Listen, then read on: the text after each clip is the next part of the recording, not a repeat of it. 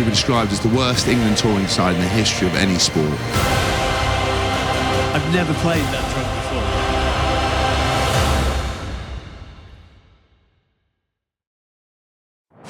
before. We've got the dream final.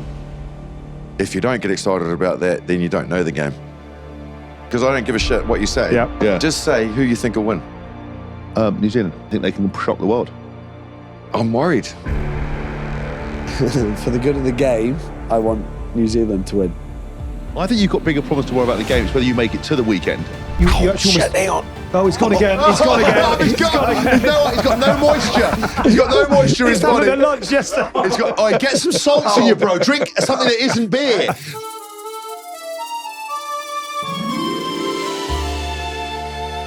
Hello, Dream Team. Welcome along to this week's episode of The Good, the Bad and the Rugby, brought to you by our very good friends at Continental Tyres. It's been a brutal tournament. Where are we, by the way? So that's a very nice question, actually, Mike. We'll get straight into it. We're at the Novotel Paris Bercy, all part of Accord Lives Living. Oh, bollocks. Well, this is going to be quite a struggle. Get your teeth back in cheek. See the words. The words are moving. The words are wandering around the page. Just keep saying drink more. Is there such a thing as a rehearsal or no? No. Right, okay. Life is a rehearsal, Justin. We go for it. We're at the Novotel Paris Bercy, part of All, which is Accor Live Limitless, and they've been working with the team's officials and the fans, including their own loyalty members, hosting them at hotels across the country throughout the Rugby World Cup. We've got that in nice and early. Does that answer your question? It's a glass I'm not bubble entirely on sure the it roof. does it. Yeah, it feels like Willy Wonka or in an It's the elevator. TARDIS. It's our TARDIS. We're gonna this show. It's TARDIS. Oh my god! I'm actually feeling a little bit embarrassed for the fee off charge. Considering that look, we're obviously He reckons it would makeshift. He reckons Just it's 10 bags for £10,500 this. last night. My manager Denny Keir. There's a beer coming in, by the way. We'll just get this brought in. It'll be fine. Jesus Christ. Sam, our assistant, come in. It's 10:15 and Justin's ordered 2 pints and a packet of Here comes nuts. Sam. We just love giving back to the game. Yeah. Certainly do. Oh, we got some. God. What's the call as well? But we got some pretzels as well. Yeah. Oh, I should Oh, you dropped one in there. Look. Oh, no. Pretzel and a beer. There we Good. go. Well, this has been a very tidy start Thank to the you. show. Do you want anything else? Do you want a beer? No, I'm all right. Tins, do you want a beer? That is my beer. That is your beer. Right, good. We're off and running, that's for sure. Cheers, mate. Do you want to do a quick reflection on the weekend that was on and off the pitch? Look, I think Friday was tough for Argentina. I don't think they really emotionally got up for it. I saw them. I was watching them in the anthem because after what happened when Yes. England played them and people were leaving after 25 minutes. So you say, why are you leaving? They said they're not emotionally there. I think they got emotionally overcharged again. It would have been great if they had scored in that first 15 minutes. They had all the ball, but unfortunately then the All Blacks do what the All Blacks do, and they just controlled the game. I don't think they expended that much emotionally. They didn't expend that much physically, and still walked away 40-point winners. Saturday, I was devastated. I think it's so hard to say you're the better team for 77 minutes. And I did see something quite funny the other day. I was like, French women are now searching out English rugby players because they can be on top for 77 minutes and then still come second. That's the content they come for. I did see That's this. the content they pay for. Eat it. No, we can't. I tell you what I did. That's the thing is, we don't have to. All just goes through. You know what I saw as well, because we said we did on the Petty Pod, and we've talked a bit about our lockdown, our big lunch yesterday. If you Neither of which Tins has made. No, neither of which. But you tune in. You got a little glimpse behind the scene. Yeah, we did. didn't Yes, you? I saw why Tins is non-stop. Why these two almost died in Japan on a 27-day continuous bender. Do you think anyone got behind the boys? No, I actually think the French generally did get behind the boys. I mean, Payno got absolutely slated throughout the game. You thought that was rough. Yeah. No, look, I think like rugby always finds a way to go past attacking the officials. And look, at the end of the day, we all played. You roll the dice, you get good calls, you get bad calls, but we don't behave in that manner towards officials. I see it in football. It's like, how the hell, honestly, do they get away with getting in the face and abusing the referee? Yeah. Rugby's always had that, I guess, mantra of looking after the official. I thought booing him when he's doing his warm-ups and whistling at him was just bullshit. Honestly, that's just not fair, and it's not our game. But I think it comes from the fact that the French have never been in a situation where they can actually be that passionate about a referee. You know what I mean? I feel he made some bad calls. But I think in their game, but Dupont has a lot to he has a lot to answer for because he came out and I thought Fabien Gaultier, who I played against, obviously as a 9, he handled it really well. But Dupont came out and he just said that it wasn't fair and they were basically blamed the referee. So he's the one who's created this momentum. Yeah. And like World Rugby should think about when players make comments like that they have to answer for them. Justin Marshall, the snitch. Snitches get stitches. Fucking hell. He's a shit 9 as well, by the way. Can't even play half of what I played, you know. I'm not sure World Rugby are taking a lot of time to listen to this. We'll send a message. Tell us about your boys. Tell us about the reaction back home, because we're talking actually about, and we've spoken a lot about this England team that's been on a journey of being absolutely annihilated in the press and online. But actually the All Blacks have had a lot of that as well, haven't they, in the last 12 months or so? Yeah, they have. Foster, Sam Cane. Yeah, but they created that by their own, I guess, roller coaster ride that they've had. And obviously Foster, just over a year ago, had this review where, you know, there was a change supposedly going to happen. The only thing this is ironic, the only thing that saved him were the players. So after the test match at Ellis Park, one that they won emphatically, there was basically a move to have him outed as All Black coach. They did a press conference. I remember being there because I was hungover like I am now. And Life between hangovers. That's basically your journey, isn't it? I went and sat and watched it. I wasn't involved in the press conference, but we were covering it with Sky. And he was supposed to be there by himself with the captain. 5 or 6 All Black senior members turned up and stood around and basically said, "This is our coach. We support him. We're only going to play if he's our coach." It's literally, he was gone otherwise. So he was actually gone. Was he? Oh, really? Yeah, but they came out and said, "This is our coach and this is who we play for." And he's been criticised heavily for selections. I've been one that's been critical. Like he's playing a winger at centre, which is Rieko Ioane. He's playing a fullback on the wing, which is Will Jordan. He cannot fathom having Beauden Barrett on the bench, so he plays him at fullback, yet he's a first 5. Lots of areas where Adi Savia is an open side flank. We've never replaced Kieran Reid as a number 8.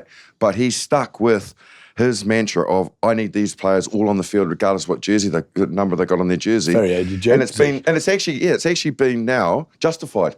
And I'm actually sitting here eating humble pie because those guys are all playing really well. Geordie Barrett, he switched to 12. You know, so I guess in hindsight, like he's stuck by his guns, he's come under pressure, but he's... It is interesting as well because as sort of outsiders, you know, the mystique of the All Blacks always speaks for itself, and that kind of we were looking at them from the outside, and we've always said, don't go against them, whatever you do. I know how, having lived there and played there, what a proud nation they are, but obviously lose 5 games or whatever it was, everybody lost their mind, and the very fact that they actually nominated the coach, the succession already, you know, Scott Robinson, to have him coming in while you haven't even finished the job. I know. One eye over the wall. Yeah, exactly. What a lot of pressure that is. I just wonder how much it like you said, it came down to the players' pride, because it seemed like after they lost those games, I follow a lot on social media, and when they did start to pick things up and had some consistent victories, you could see how much they were hurt by the criticism and how much they were being criticised, because this All Black team doesn't really know how to lose. You know, the most winningest side of all time. But let's throw it out there, like put all of you in the same perspective. Like think about, and this is what really worried me. So when you announce it that early, you know you're terminal. Like that's it. Yes. So what have you got to gain? So I know that I think only one of the management is surviving under Scott Robertson's regime. So you've got 7 or 8 assistant coaches, medical staff, coaches that are now basically at the end of the World Cup, they're not employed. So what motivates you? It's like, I don't give a shit because I've not got a job after this. So they're all actively searching for new roles. You know, usually reviews happen after a World Cup. Yeah. But they've done it so early. It's like, well, in my mind, I was thinking, well, what's motivating you? You know, like when you're actively out there looking for a new job. So look, the fact that they've managed to mentally be able to look past that and go, well, we're still here.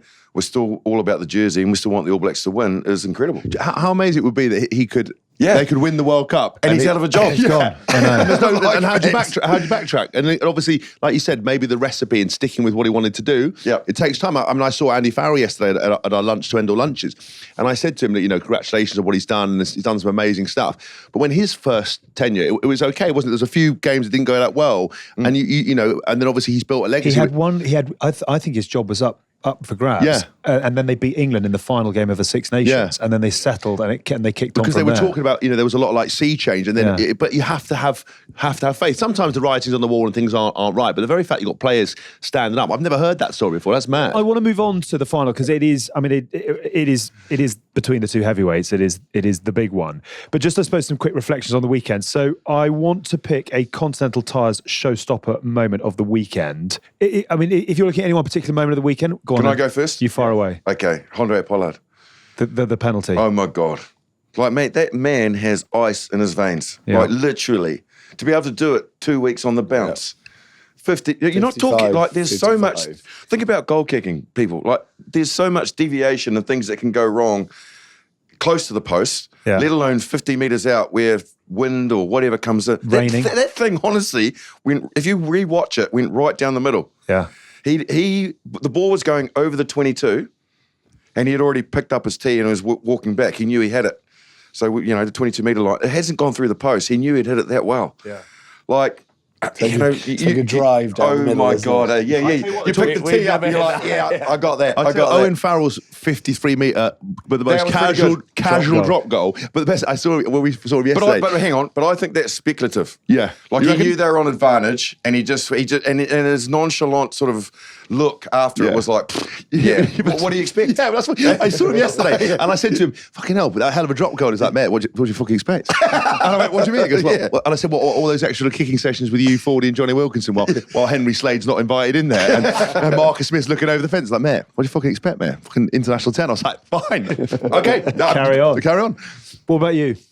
No, Jordan's hat trick, Ox's scrum. Will Jordan is, I feel, the best player in the world, and I didn't even know that technically he's a fullback. He is, because yeah. I've only seen him. 31 tries, I've 30 only, games. I've only seen him play on the wing. He's the best. I think he's the best player in the world. He looks a bit like a naughty schoolboy as well, doesn't he? He looks so young and youthful, yet he just breaks tackles for fun, wheels. leg power, everything else. He's one of those guys that you, as a player, you come up against him. Someone like, I don't know, when I was playing against England, Jason Robinson, I was going to say Mike Tyndall, but anyway. Let's be honest. And you're like, this guy just has this footwork close to you when you're a defender that beats you when you're not even expecting it. Like Mark Talia's like that, but equally, Will Jordan. It's like Christian Cullen's probably a guy Yes, exactly like that. Cully, literally, his strength was the fact that he, so if you're a rugby player and you're attacking someone, say I'm attacking you, Alex. When I'm coming to you, if you use footwork, you're going to lose momentum. You have to, because you're going lateral to put a sidestep or whatever, and then you give your vulnerability away. So that as a defender, the player can move and then tackle you.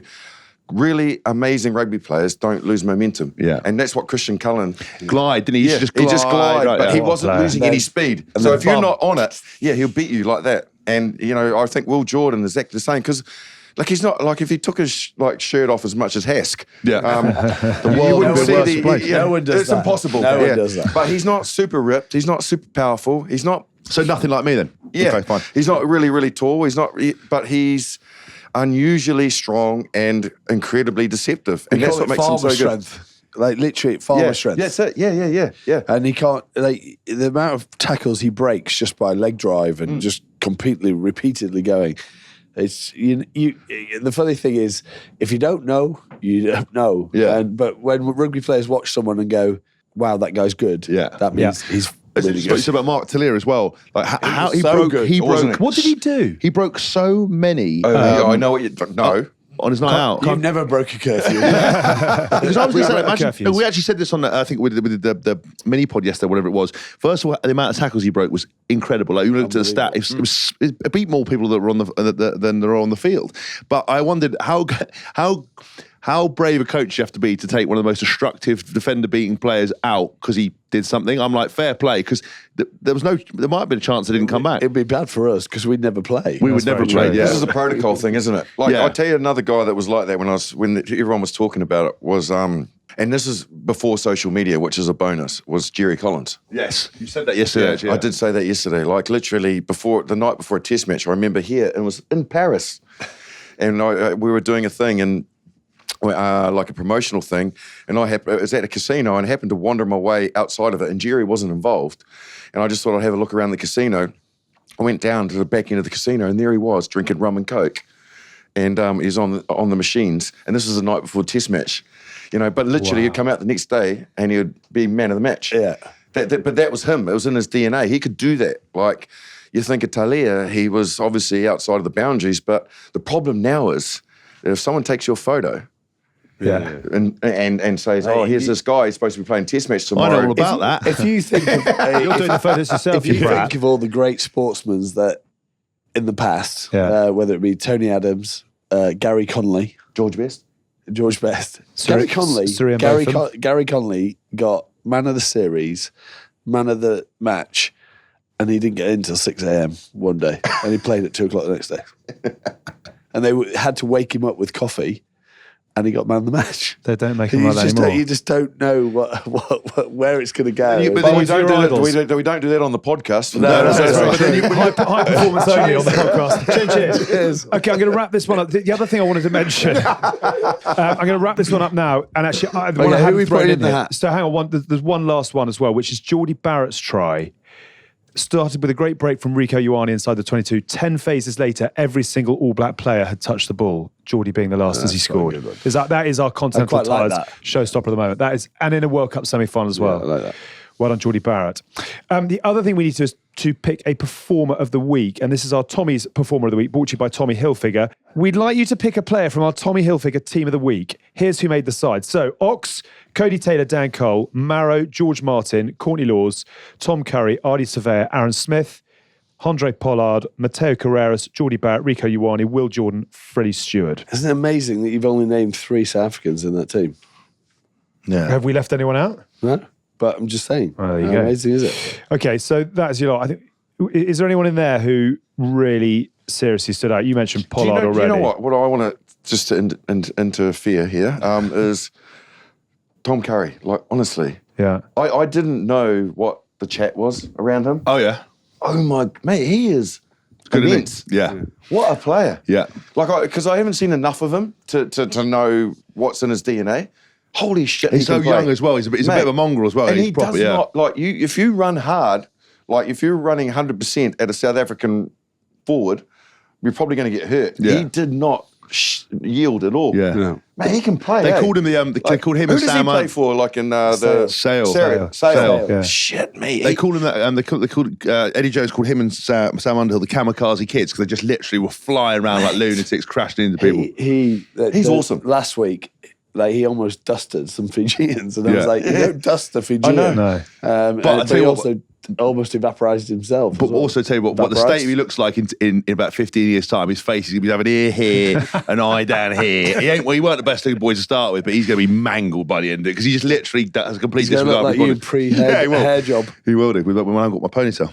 When he made his way off the field and he was like hobbling, basically, Yeah. bandaged up, and to put in that work rate, I thought, shit me, that's rugby. And Yeah. that is a soldier. I was That's a like, "Why are you soldier." taking him off?" And then he was like that. He was like walking in circles. I was like, "Okay, yeah, you can take him off." Tom Curry, nod for England. Ox off the bench.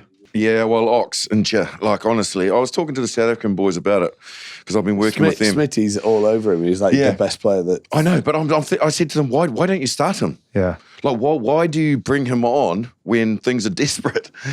And all he wants to do, what did they say? They said in the commentary that he basically said something about what he does in his DNA is he doesn't eat salad, he eats meat. Yeah. Salads don't make scrums. That's it. Yeah. Oh, that's an Like, I amazing was like, mantra. that's awesome. But like, why chase the game when you can actually dictate? Yeah. But they reckon that they can't, like, if Kit's off, like, it's like their mentality is when he comes on, he destroys.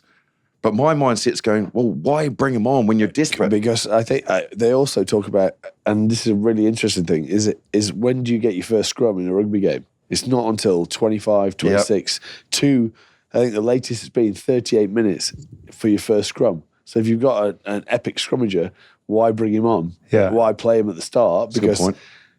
you don't get a scrum till 25, 26 minutes. So if you bring them on the other way round, that he can because people get tired, people knock on balls, and I was like, I've never even thought about it that way, but it's true because everyone's so much fresher, everything else. You don't drop the ball. So we're going to give it to the Ox. There was a brilliant thing online as well, which said it's all about the fine margins. Rugby is a game of inches. No. Someone gets a bouquet for You were that. missing that all last night. Yeah, but sadly not mine. It is the quality of the kind of content I come up with. Well done, Ox. Thank you to Tommy Hilfiger for supporting the rugby community, our chosen family. Tommy's new full campaign is about celebrating families, and they're giving away the ultimate family trip to a handful of lucky winners to participate. You had your jacket on last night?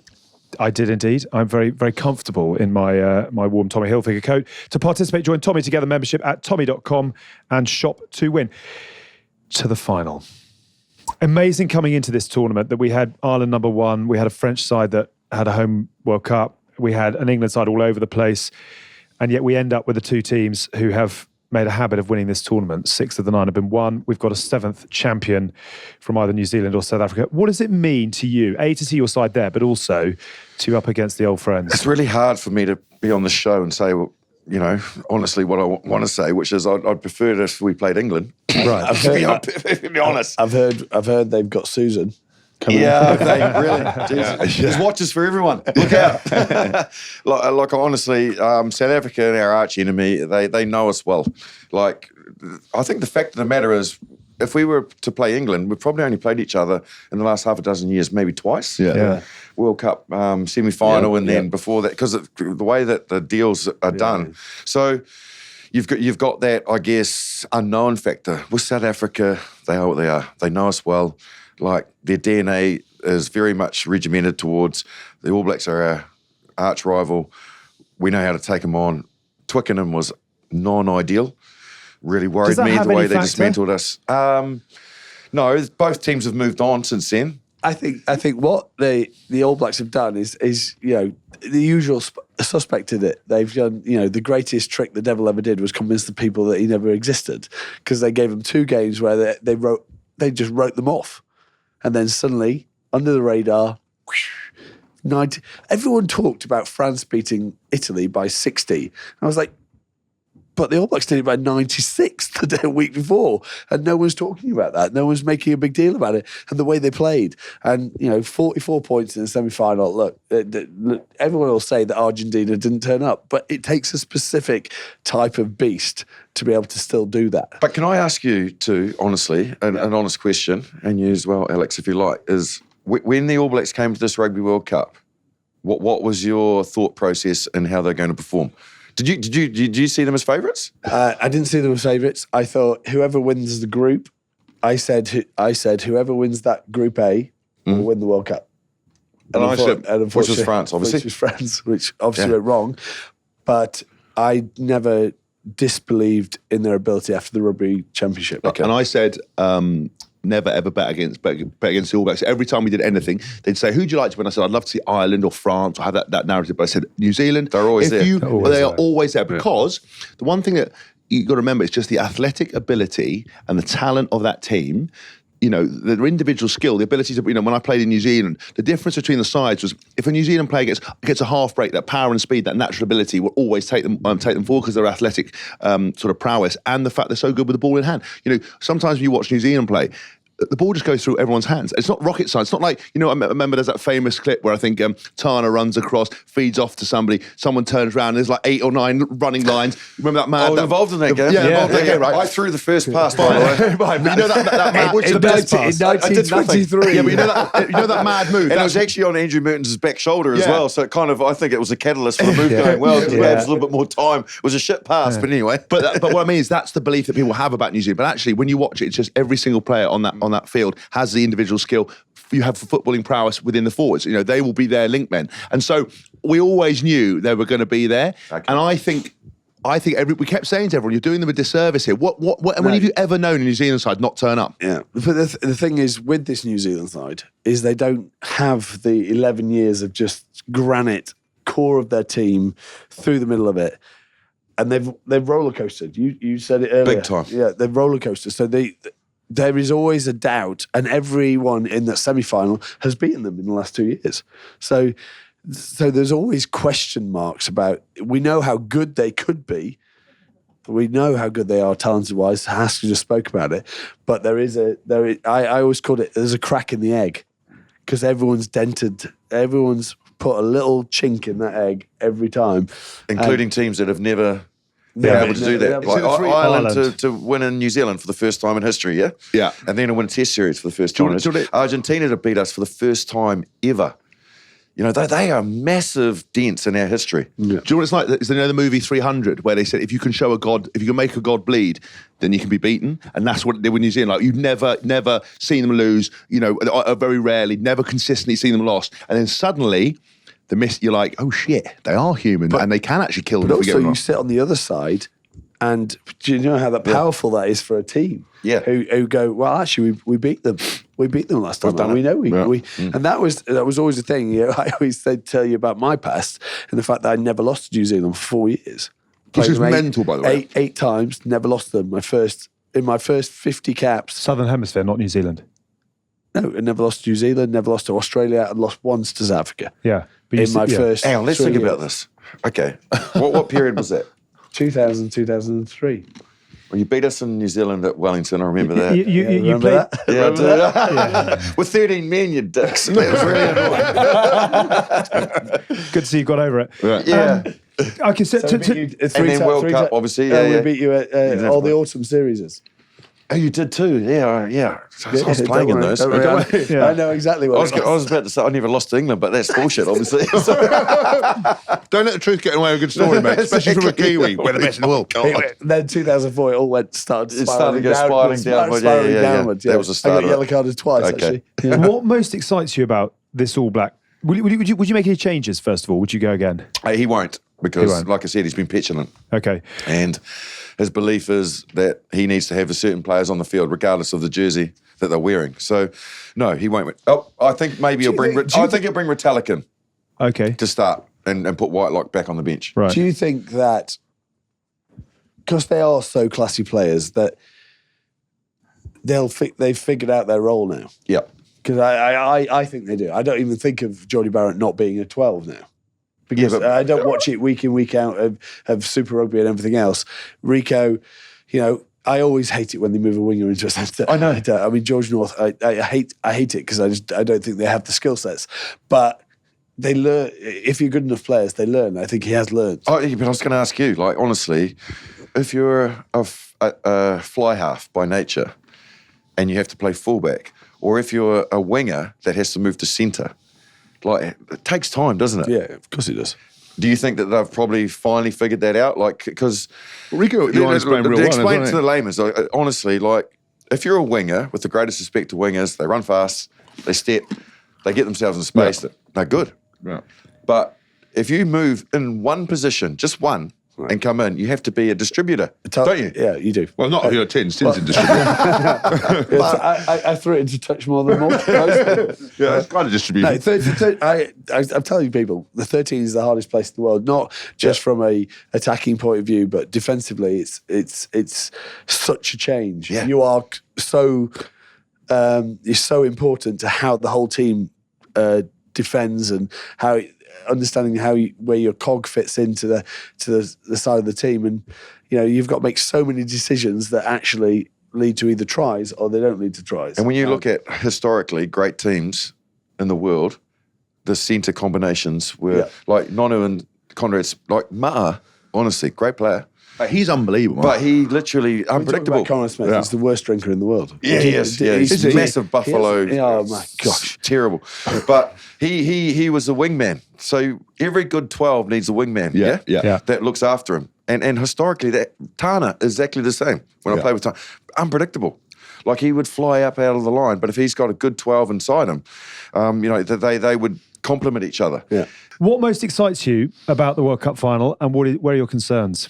Look, I think we've got, with the greatest respect, and I know this is hard for me to say given what's happened at the weekend, we've got the dream final, to be honest. Like 95 was the last time these two teams played each other in a World Cup final. So, like I said, I would have preferred it to be England because I feel that they don't know the All Blacks as well.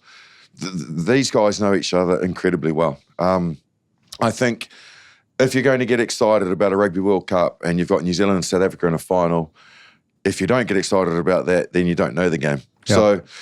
So in the same breath, it worries me because, holy shit, they can play. And they have this in their DNA, the ability to win games. They shouldn't have beaten England. To a degree, they shouldn't have beaten France. Yeah. They shouldn't have been. Mate, they had half the amount of ball, half the amount of territory. They made twice as many tackles as France, but they still found a way to win. And they found that way to win in the semi-final as well. But it still baffles me about that. France beat 35 defenders. Yeah. And they beat 10. And then South Africa missed what they missed, like 25 They missed- tackles, no, 30 40, tackles. 40 tackles. tackles. Scrambling specialists. So the thing is, they're like you're on the beach, you know, you're sitting there, you got your Speedos on like he has, and or he has actually as well. And it's one of those little sort of mosquitoes that never goes away. It keeps coming back. You know, you think you swatted it, but it keeps coming back. That's what South Africa are like. Like they're tenacious, and they have this ability to not want to go away. Yeah. And they've got so much experience. Like so many of their players were there in 2019. It's like, if you're looking for the perfect storm, this is not it for the All Blacks. Yeah, I think that last 3.5 minutes of that game sums up. Like, Did you actually, sorry to interrupt, but did you think we're going to lose?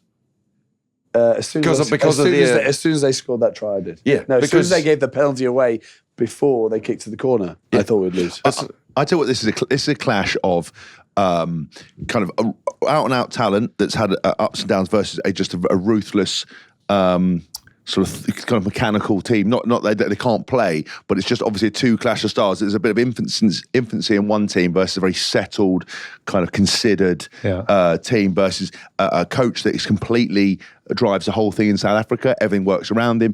Ian Foster, we talked about, has had those ups and downs, a bit of wobbles, but he has a bit more of the, maybe as he said, as Marsh said, the emotional backing of the players. I just think it's a really interesting way because it's two conflicting styles often, and one I think can win at all costs. I don't think at this point in time that New Zealand have the same level of ruthlessness to win at all costs. But I think they have the talent and ability. I think they'll win. A talent and ability to actually take apart a team. You know, Is Rassie the best coach in the game right now? Is he the best Factoring coach? everything in, the manipulation, the media. But if you talk, like, I know you're asking a question to Tins, so I'll let him answer. But if you talk to obviously Tomorrow. the South African boys, honestly, he's not that. I don't know. We're not going to edit this shit. So he's not that well liked. No, he's not.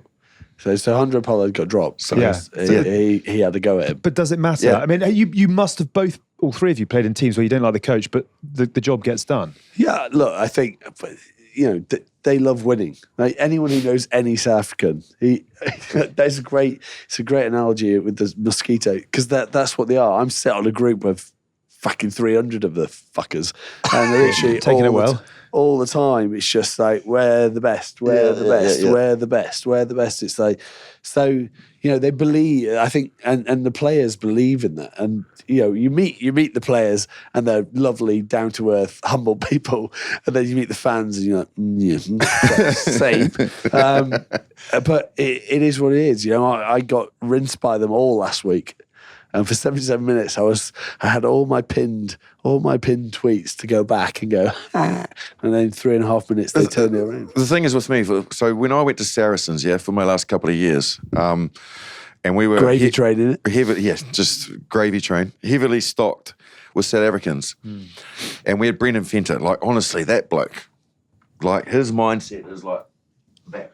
but please tell that story about Andre because Benta. So it's this amazing. is Brendan Fenter. So he came up with this game plan, and he was regimented in it.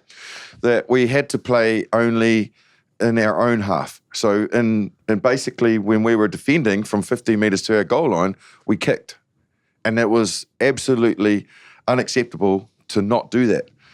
So obviously, this is he's just been regimented in it, and he said he wouldn't buckle. So we had the situation, we're playing the preseason game, and I went to kick it as a 9, and I stepped across, and there was a peanut forward, obviously, in my way, put his hands up, and I was like, he's going to fucking charge this down. So instead of kicking it, I passed it to the winger, who was free.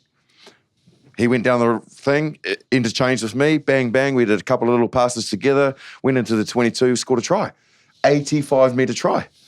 Literally pulled me out on the Monday and said, he brought me into the room and said, you cannot do that. I was like, we scored a try. 85-metre try. He goes, no, you can't do that. You're not educating our young players as to where we're going to play the game. I was like, for fuck's sake, like, honestly. And he literally, we had an argument and my contract was on the line. And that's their mentality. Like, if you try to go outside of the boundaries, you're outside of the way that their mentality wants to be. Right. And he also told me I was the shittest player on the planet. Brendan Fenter. Yeah. Did you run hard at him? Like, he's a good tackler, eh? Yeah. He was like, you should never play for England. You're terrible. Right. Was this over a drink or was this on during a game? No, this was after a game. This was before I played actually Saracens because he thought Brad Barrett was better than me. So. Right. Wow. He's obviously a German character. South African I mindset. don't know where the question originated, but anyway. And going back to it after talking about myself and something like I scored. By the way, I scored an 85-metre The try. question was Two of the New same Zealand people. South Africa World Cup final. We're talking about Justin scoring a worldie at Saracens. Is the fact that that South Africa, they are regimented in the way that their discipline is immaculate and they just believe in it. That's the bomb squad mentality. It's everything. They're so disciplined, and that the story is if they believe in a game plan. That's it. Wow. That's it. And the players respond. And it went all the way back. Sorry, I know what it is now. When the coach was telling them that, which was Brendan Fenter, and there's all these South African players at Saracens, they're going, yes, coach. Yes, coach. Yes, coach. Yeah. Whereas myself and Glenn Jackson were going, Challenge. well, why don't we try this? Do you know what I mean? You've been in that position, eh? Yeah. But they were, yes, coach. They believe completely in what the mantra. coach is telling you. They won't challenge. Right. It's unbelievable. Eh? Yeah. Tell you what, we're going to come back to the final to round off the show. Very quickly, a quick note from our friends at NordVPN who are offering Good Bad Rugby listeners an exclusive deal. Suppose you're heading abroad and you want to be able to watch all of your favourite TV shows and sport back home or anywhere in the world, in fact. With NordVPN, you can switch your virtual location to a country which is showing the event. We actually had a reader who sent... I guarantee that Marshy's been using a little VPN. Perfect. Marshy, we'll get you an exclusive discount with NordVPN. We actually had a reader who sent in a note this week to say that they were watching the World Cup semi-final via NordVPN on a British Airways flight to South Africa. What I went back and asked was whether the BA plane had Continental Tyres for the full GBR hat trick. For the full hack. So well done, Nessie. Thank you very much indeed for listening and getting on to NordVPN. What we did want to add in this week actually is NordVPN are working with UK charity Movember and are offering new and recurring customers within the UK a chance to donate to the charity. Yeah, I mean, look, the goal of Movember is to encourage men to talk more openly about their health and to raise funds for research and support programs. Obviously, We had a lovely chat, didn't we? We did. We've been doing a little campaign together from Movember. Look, obviously, the biggest killer of men under 40 is suicide. There's obviously still a lot of issues out there.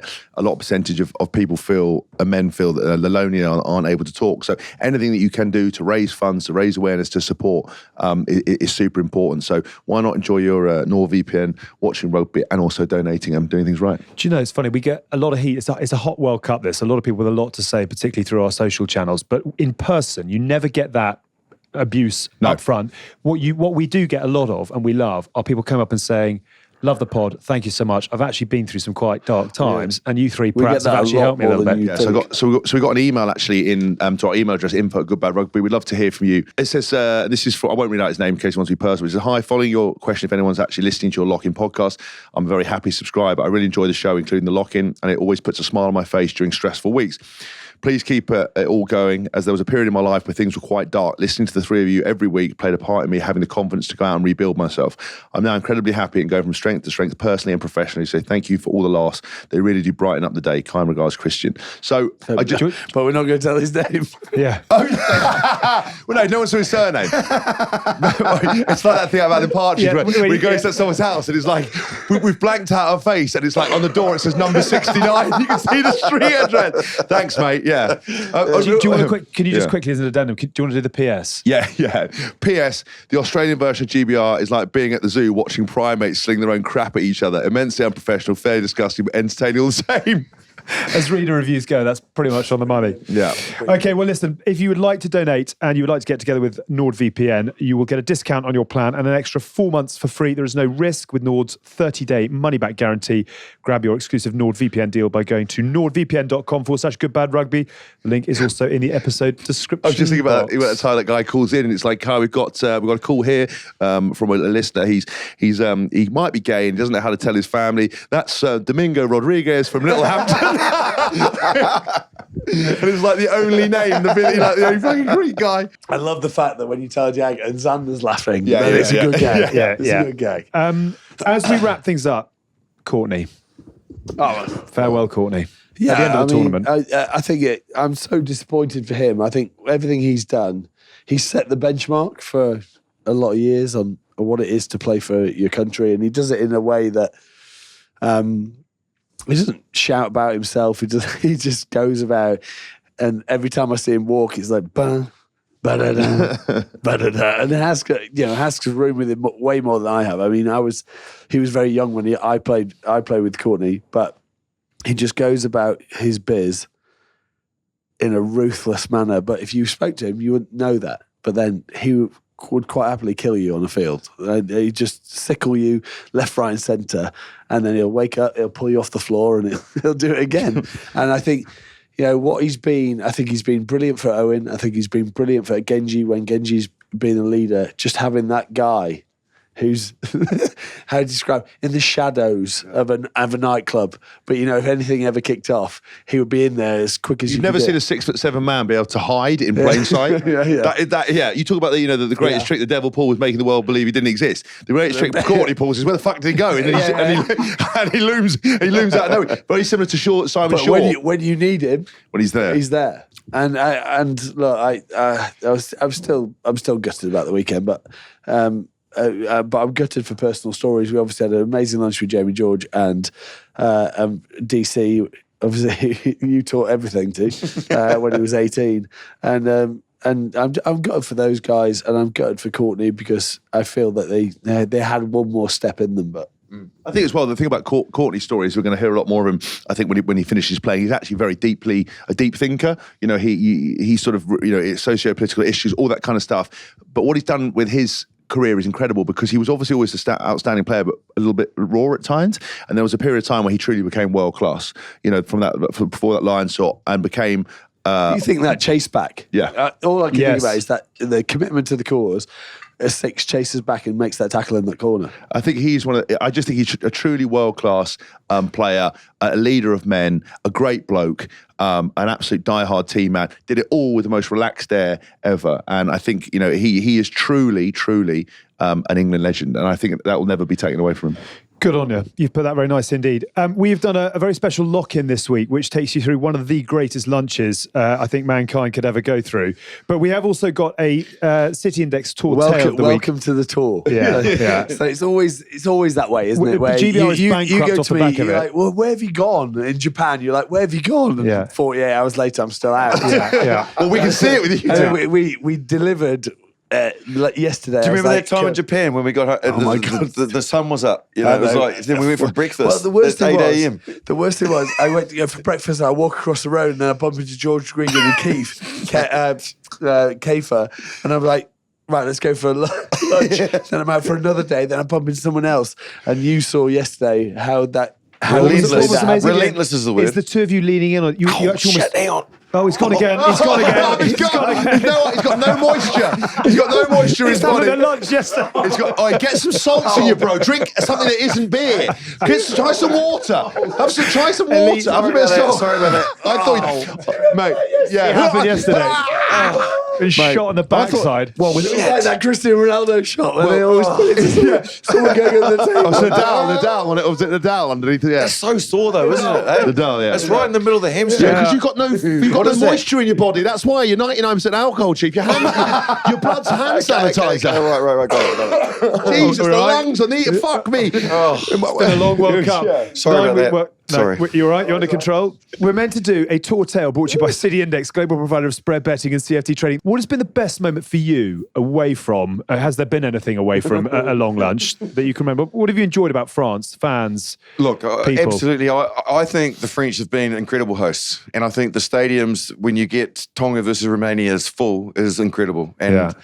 we've got to think about the spectacle that we're trying to show the rest of the world for our game, and particularly when we've got to try and go to America to sell a World Cup, in 8 years' time. So I think all of that's been incredible. Like being in the south of France was amazing. Like, September was the best month ever. Like 28, 30 degrees, wandering around the beach clubs in Nice and Marseille and Okay, Khan and everything. Tops on, though. Yeah, tops on.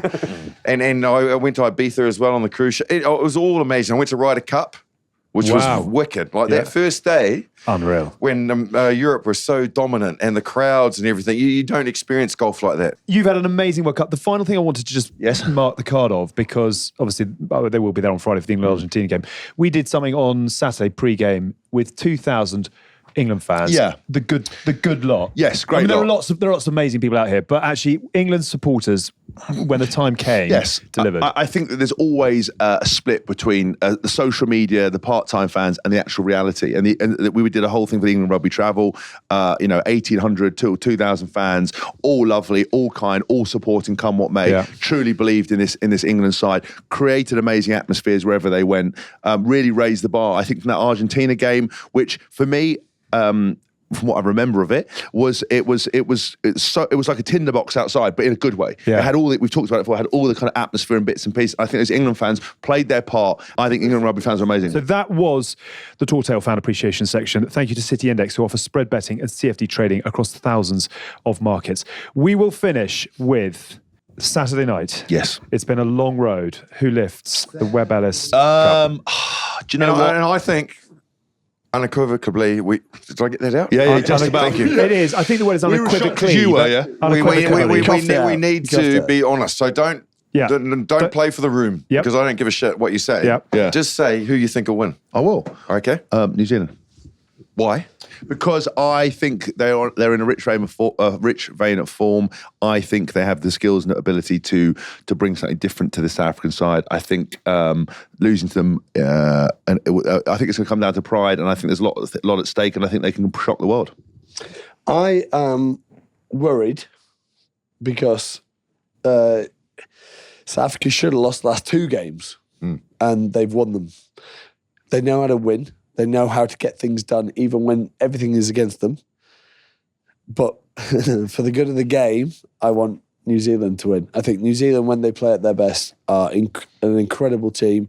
I think if you go through that team, they've got the best players in the world. Sam Whitelock on for becoming I a know, first and that's mad. three What a First triple World Cup World winner. Cup winner. That is insane. which would be mad. So what's your answer? New Zealand. New Zealand to win. Yeah. Yeah, but World Cups are never about, I don't know, an individual, are they? And I agree. It'd be incredible. But like Super Sport is paying me for this whole World Cup. So I've got this split allegiance. But obviously being an All Black and knowing what we need in New Zealand, I feel after 2019. Champ. No, yeah, so here's the question. So what you've asked me is, Who's who do gonna you win? think's going to win? Yes. Yeah. Instead of who do you want to win? Yes. So Well, if you say who do you want is to win, obvious. Yeah, I'll obviously. say the All Blacks. Right. Okay? I want Who them do to you win. think? I'm worried. Are you? Yeah. And Do you not so think I you're would say fresher? I think South Africa will, they can win. I think you've got bigger problems to worry about in the game. It's whether you make it to the weekend after just you two. That's what I would be really concerned about if I were you two. I'm anxious about it. Like I it's understand worrying why me. you're anxious, Yeah. but I think everything that I said this to you guys before, that 35 loss at Twickenham, it felt to me that they were just probing to see what they could do. This New Zealand team were probing because obviously put 40 on them in the rugby championship. Yeah. And I felt that they were just probing to see where they could go. And if you want me to go down stats, and I know that people tell me on social media, oh, fuck your stats, who wins? But that game, on any other day, you could have won by 40. Yeah. Because they did double the meters, double the line breaks, double everything else. And I just feel that this New Zealand team are comfortable having a loss for a greater good. And I think that they've figured out how they will play from every area and they will beat them. Problem is zero resistance, nothing. Since Twickenham and then the opening game, they've had no resistance at all. No, it's true. Like every team has let down in terms of the ability to provide them with Or an they shut equation they down. had to get out of. Italy were so shit. That was Yeah. really annoying. They were the Shittily. one team that were going to offer some resistance. Argentina, no resistance. Yeah. So Ireland now was a all of a bit sudden there. they're going to come over to South Africa who are going to resist. Yeah. Do you know what I mean? Yeah, I know what you mean. Are they battle hardened enough? Yeah, where- that's exactly it. Yeah. I mean, but also, we all, like I said, I think New Zealand would, but it is so close. South Africa are so good, and as you said, ruthless. I just think whatever happens, I just hope it isn't like a 6-3 or a 9-3 or something. We've had 6 knockout games so far, and 4 of them have finished within a score. Well, we said last night, all we want is a good game. Yeah, that's it. And I will add to that as well that I hope that it is the players that sort it out, Agreed. and it's not a red card or a refereeing absolutely. decision. It has to be the players who define where it ends. It's going to be mega. It is the 2 most successful sides in Rugby World Cup history going head-to-head at the Stade de France on Saturday. That is it. I mean, that's what's left of the good, the bad, and the rugby after 8 weeks on the road. Justin, thank you very much indeed for dialing in. He's like the phoenix that's about to turn to dust. Yeah, here it is. Yeah. Harry Potter. Thanks for finally having me, by the way. You're Holy very moly. welcome. Oh, God. negotiate the deal. Kevin's covered in phlegm in his little glass bubble. Good Bad Rugby New Zealand is. I think we've got the man to build it around. Let's do it. Okay. Just a quick reminder as well, it's been a hell of a World Cup party. We've got an after party starting on the Tuesday after the final as our roadshow begins in Guildford. Can our budget get him in? We'll have to talk to Danny Kerr, who's on 90% commission. Yeah, go through my manager. Yeah, exactly. cuffandtaylor.com if you fancy coming to our World Cup after party. We've been The Good, the Bad and the Rugby in partnership with our very good friends at Continental Tyres. The Good, the Bad and the Rugby is a folding pocket production. This episode was produced by Tom Edwards. Enjoy the final. We'll see you in the aftermath.